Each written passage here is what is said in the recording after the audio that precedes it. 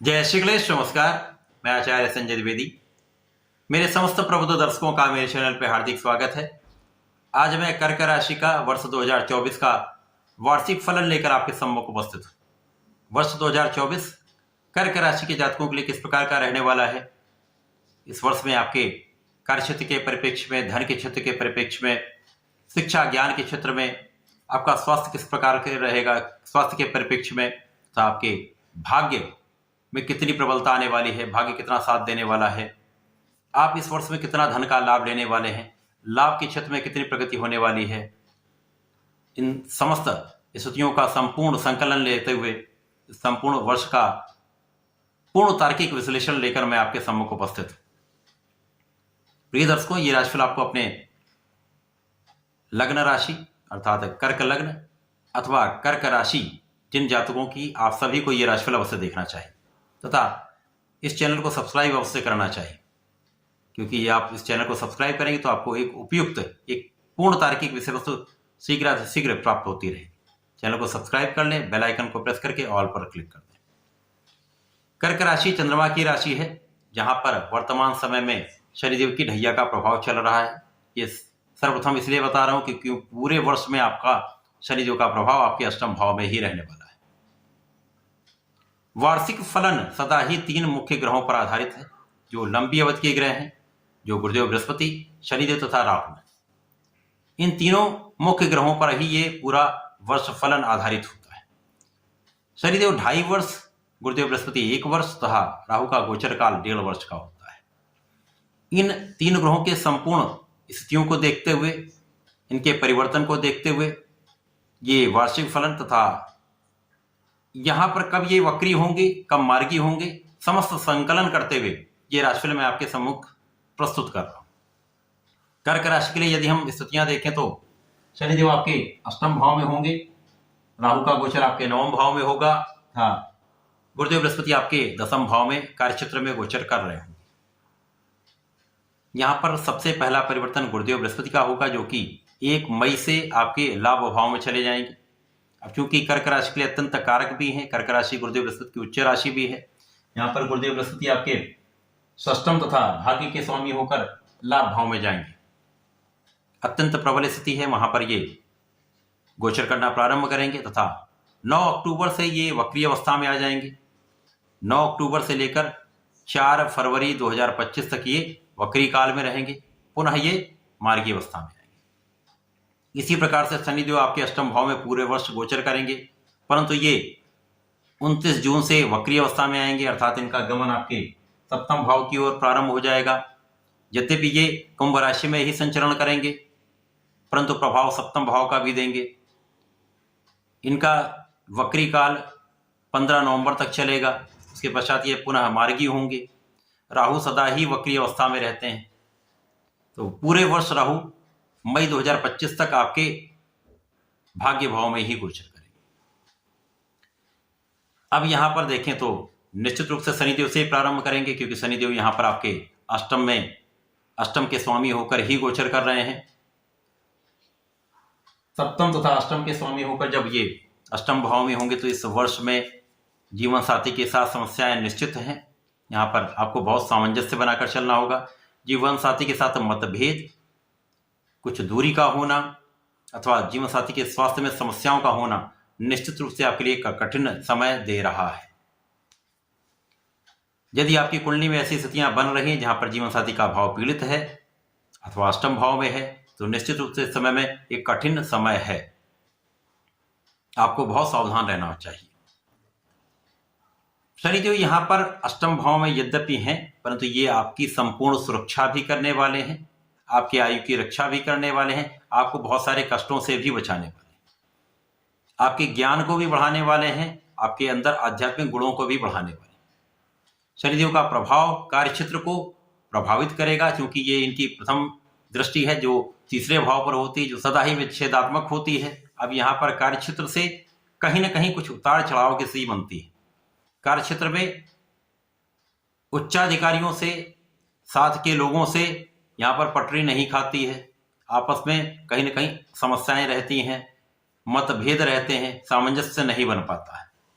जिन लोगों का व्यापार है, व्यापार में लोगों के बीच जिनके साथ ये कार्य करते हैं उनके साथ भी ऐसी ही समस्याएं उत्पन्न, उनके साथ सामंजस्य नहीं बन पाता है। जो लोग आपके साथ में बहुत अच्छे संबंधों में रहे होंगे, हो सकता है वहां पर भी कुछ समस्याएं बढ़ जाए या आ जाए। तो यहां पर आपको सावधानी पूर्वक अपने कार्यक्षेत्र पर ध्यान देना चाहिए। किसी के साथ भी विवाद करके कोई कार्य ना करें, सामंजस्य बनाकर ही आपको चलना चाहिए। इसके पश्चात शनिदेव का प्रभाव आपके धन को कहीं ना कहीं एक प्रबलता देने वाला है। इस वर्ष में धन का लाभ तो आप लेंगे, यद्यपि यहाँ पर उतार चढ़ाव चलेगा, कभी अधिक आएगा कभी कम आएगा, परंतु ये एक धन का निरंतर लाभ आप लेते रहेंगे। क्योंकि शनिदेव स्वयं की राशि में कुछ ऐसी स्थितियां बनेंगी जहां पर आपको अचानक धन की प्राप्ति होती रहेगी। बड़ा धन का लाभ नहीं मिलेगा, परंतु आपके लिए निरंतर धन का आगमन होता रहेगा। यद्यपि यहाँ पर धन का व्यय भी होता रहेगा, धन का संचय उतना नहीं आप कर पाएंगे। शनिदेव का प्रभाव यहाँ पर आपके सर्वाधिक लाभ देने वाले भाव पर है, आपके ज्ञान को बढ़ाने वाला भाव, पंचम संतान का भाव। संतान की प्राप्ति का योग बनेगा, संतान से सुख का योग बनेगा, संतान भी अच्छी रहेगी। यहाँ पर आपका ज्ञान का क्षेत्र अत्यंत विस्तृत रहेगा। शिक्षा ज्ञान से आप विशेष लाभ लेंगे, शिक्षा ज्ञान से सफलता भी मिलेगी। प्रतियोगिता परीक्षा में भी आपको सफलता मिलेगी, परंतु यहाँ पर आपको बहुत संघर्ष से चलना होगा, बहुत संघर्ष करना होगा, परिश्रम अधिक करना होगा, परंतु सफलता भी आपको मिलेगी। कुछ देर से ही सही, परंतु आपको लाभ अवश्य लेंगे, सफल अवश्य होंगे। जब शनिदेव वक्री अवस्था में आएंगे तो यहाँ पर जीवन साथी के स्वास्थ्य में भी सुधार होगा, जीवन साथी के सामंजस्य में भी जो कमी आ रही थी वो दूर होगी। आपका स्वास्थ्य तो अच्छा रहेगा ही, यहाँ पर आपके साझेदारी में आप विशेष लाभ देंगे। शनिदेव का प्रभाव आपके भाग्य में कुछ वृद्धि करने वाला होगा, क्योंकि यहाँ पर राहु का गोचर चल रहा है, तो भाग्य का कुछ साथ आपको मिलने लगेगा। इसी प्रकार से आपके लग्न को प्रबलता मिलेगी, आप में एक ऊर्जा का संचार हो जाएगा, आपका आत्मबल बढ़ेगा, जिसके कारण आपके परिश्रम में वृद्धि हो जाएगी। आपके परिश्रम में वृद्धि से आपके लाभ की वृद्धि निश्चित है। शनिदेव का प्रभाव कहीं ना कहीं से कुछ ऐसी स्थितियां बनाएगा जहां पर आप अपने कुछ सुखों का उपार्जन करने वाले, सुखों की वृद्धि कर सकते हैं। माता पिता से कुछ दूरी होने के बाद भी माता पिता के सुखों में वृद्धि अवश्य होगी। इसी प्रकार से जब पुनः ये मार्गीय अवस्था में आएंगे तो वो स्थितियां पुनः हो सकती हैं जैसी चल रही थी। तो यहाँ पर आपको बहुत ध्यान देना होगा, ध्यान देंगे तो बहुत सारी समस्याओं से आप बच जाएंगे। एडिक्शन से पूर्ण रूप से आपको बचना होगा, किसी भी प्रकार का व्यसन करने से बचना होगा। गुरुदेव जो आपके यहाँ पर कार्यक्षेत्र में गोचर कर रहे हैं, जहां पर ये कार्यक्षेत्र को प्रबल बनाए हुए हैं, कार्यक्षेत्र से आपको निरंतर लाभ मिल रहा है।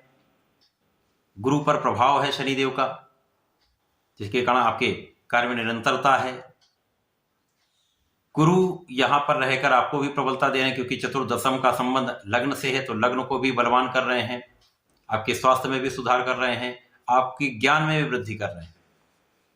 गुरु का प्रभाव यहाँ पर आपके धन को बढ़ाने वाला है। जैसा मैंने कहा कि कहीं ना कहीं तो धन आपका आता रहेगा, धन की निरंतरता बनी रहेगी, तो यहाँ पर धन का आगमन होता रहेगा, आपके कार्यक्षेत्र से आपको धन प्राप्त होता रहेगा, व्यापार से आपको धन की प्राप्ति होती रहेगी। इसी प्रकार से गुरु का प्रभाव बहुत कुछ समस्याओं से आपको बचाने वाला है, अवरोधों से आपको बचाने वाला है, विरोधियों से आपको बचाने वाला है। आलोचना के बाद भी आप अपने कार्य में डटे रहेंगे, पूर्ण परिश्रम करते रहेंगे, तो यहाँ पर लाभ भी आपको मिलता रहेगा। इसके पश्चात गुरुदेव 1 मई से आपके लाभ भाव में चले जाएंगे। अब गुरुदेव का प्रभाव लाभ भाव में जाकर विशिष्ट हो जाता है, क्योंकि यहाँ पर कर्क राशि के लिए गुरुदेव भाग्य के स्वामी होकर लाभ में होंगे। निश्चित रूप से आपका भाग्य यहाँ पर बढ़ने लगेगा, भाग्य का लाभ मिलने लगेगा, तो आपके इनकम में वृद्धि होने लगेगी, धन का लाभ बढ़ेगा, तो आप अपने शिक्षा ज्ञान के क्षेत्र में विस्तार कर सकते हैं, उच्च शिक्षा ले सकते हैं। इसी प्रकार से संतान का पक्ष बलवान रहेगा, संतान प्राप्ति का योग बनेगा, तथा जीवन साथी के साथ सामंजस्य में वृद्धि हो जाएगी। जिन लोगों का विवाह नहीं हुआ, विवाह के योग बनेंगे जो पूरे वर्ष रहेंगे। तो गुरुदेव का प्रभाव बहुत कुछ आपके कष्टों में कमी करने वाला है। गुरु का प्रभाव जब ये लाभ भाव में होंगे तो आपके परिश्रम को भी बढ़ाने वाला होगा, और गुरु का प्रभाव आपके धन भाव को प्रबल करने वाला होगा। तो यहां पर धन भी लग्न भी दोनों प्रबल रहने वाली, आपका परिश्रम भी अच्छा रहने वाला है। आपको बलवान बना रहे हैं जिससे आप परिश्रमी होंगे। स्वास्थ्य समस्याएं कम होंगी तो आप धन अपने कार्यक्षेत्र में निरंतर लगे रहेंगे, इससे आप धन का अर्जन कर पाएंगे। धन की निरंतरता बनी रहेगी। गुरुदेव का प्रभाव संतान से संपूर्ण सुख, शिक्षा ज्ञान से संपूर्ण सुखों की प्राप्ति तथा लाभ की वृद्धि कर रहा है। तो ये गुरु का परिवर्तन एक अच्छा परिवर्तन है जो आपके लाभ भाव में होकर पूरे वर्ष एक विशिष्ट लाभ देने वाले हैं। यद्यपि ये 9 अक्टूबर से वक्री हो जाएंगे, यहां पर 4 फरवरी तक वक्री अवस्था में रहेंगे, परंतु ये लाभ पर भी अपना प्रभाव बनाकर रखेंगे तथा आपके कर्म को भी प्रबल करेंगे। तो यहाँ पर एक विशेष लाभ आपको मिलेगा। यहाँ पर कर्म भाव को भी प्रबलता देंगे तथा आपके लाभ के क्षेत्र को भी प्रबल करने वाले। तो इस वक्री काल में गुरु का प्रभाव आपके कार्य क्षेत्र की उन्नति कराने वाला है। एक पद का अवसर मिल सकता है, एक नई नौकरी का योग बन सकता है, अच्छे पद की प्राप्ति हो सकती है या एक अच्छे अवसर की प्राप्ति हो सकती है जिससे आप अच्छा लाभ ले सकते हैं, लाभ में वृद्धि कर सकते हैं, इनकम में आपकी वृद्धि निश्चित है। इसके पश्चात जो मुख्य रूप से आपके लिए समस्याग्रस्त कार्य कर रहे हैं वो राहु भी है। राहु आपके भाग्य भाव में स्थित है। कर्क राशि के लिए संपूर्ण रूप से राहु आपके लग्न पर ग्रहण लगा रहे हैं, क्योंकि राहु आपके भाग्य भाव में होकर भाग्य को तो अवरुद्ध कर ही रहे हैं। भाग्य का उतना साथ आपको नहीं मिल पा रहा है।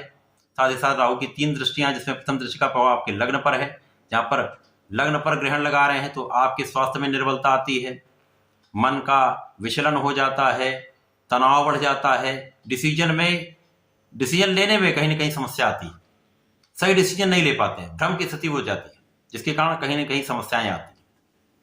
राहु का प्रभाव आपके परिश्रम को कम करने वाला है। जब आपको स्वास्थ्य से विरत, आपका जब स्वास्थ्य अच्छा नहीं रहेगा, स्वास्थ्य समस्याएं रहेंगी, तो आपका परिश्रम उतना नहीं आप कर पाएंगे।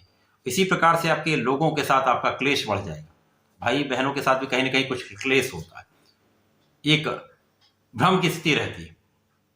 राहु का प्रभाव यहाँ पर आपके पंचम पर भी है, परंतु यहाँ पर कुछ ग्रहों की स्थितियां अत्यंत प्रबल है, जहां गुरु का प्रभाव, शनि का प्रभाव अत्यंत श्रेष्ठ प्रभाव देने वाला है। राहु की कुछ नकारात्मकता होगी, तो यहाँ पर शिक्षा ज्ञान के भाव में जब जब चंद्रमा पीड़ित होंगे तब तक शिक्षा में आपका मन नहीं लगेगा। जब जो लोग ज्ञान ले रहे हैं वहां पर उनका मन विचलित होगा, पढ़ाई में मन नहीं लगेगा, कॉन्फिडेंस कम हो जाएगा। प्रतियोगिता परीक्षा का समय होगा तो वहां पर उतने मार्क्स जितने आप एक्सपेक्टेड आपको हैं उतने नहीं आ पाते, जितना आप सोचते हैं उतने अंक नहीं आ पाते, या प्रतियोगिता परीक्षा में कहीं ना कहीं कुछ थोड़ी थोड़ी कमियां रह जाती हैं, इसके कारण असफलता मिल जाती है। तो इन स्थितियों से आपको बचना होगा, क्योंकि आपको अपने आत्मबल को प्रबल करना होगा। इस पूरे वर्ष में कर्क राशि के जातकों को नियमित रूप से सूर्यदेव को जल निरंतर देना चाहिए। प्रतिदिन सूर्यदेव को जल दें। ओम घृणी सूर्याय नमः का जप करते हुए दें। आदित्य हृदय स्रोतम का प्रत्येक रविवार को श्रवण करें, अथवा आप पढ़ सकते हैं तो आप पढ़ें, श्रेष्ठ प्रभाव मिलेगा। प्रत्येक रविवार को भगवान भोलेनाथ पर जलार्चन करें, लाल चंदन का अर्पण करें, लाल पुष्प का अर्पण करें, दुग्धाभिषेक करें। इससे आपका कॉन्फिडेंस भी अच्छा रहेगा, आपका चंद्रमा भी बलवान रहेगा, आपका आत्मबल श्रेष्ठ प्रभाव देने वाला होगा, डिसीजन बहुत अच्छा होगा, तो आप बहुत स्वस्थ भी रहेंगे। तो बहुत सारी राहु की नेगेटिविटी यहाँ पर समाप्त हो जाती है। कर्क राशि के लिए ये वर्ष मिला जुला प्रभाव देने वाला है। कुछ स्थानों पर बहुत अच्छा आप लाभ भी लेंगे, कुछ अच्छे अवसर भी आपको प्राप्त होंगे। जीवन साथी के साथ आपके स्वास्थ्य में जो समस्याएं हैं या जो कार्यों में अवरोध हैं वो कहीं ना कहीं इस वर्ष भी बने रहेंगे। यदाकदा उसमें आपके खर्च में प्रगति भी होगी, धन निरंतर आएगा। यहाँ पर इसमें कोई बहुत बड़ी समस्या नहीं है, परंतु जिस प्रकार से आप लाभ चाहते हैं उतना लाभ आप नहीं ले पाएंगे। प्रयास आपको करते रहना है। यदि निरंतर प्रयास करेंगे तो निश्चित रूप से इस वर्ष में कुछ विशेष लाभ भी मिलेंगे। तो इस वर्ष का आपको लाभ लेना चाहिए, ध्यान भी रखना चाहिए। धन्यवाद, नमस्कार।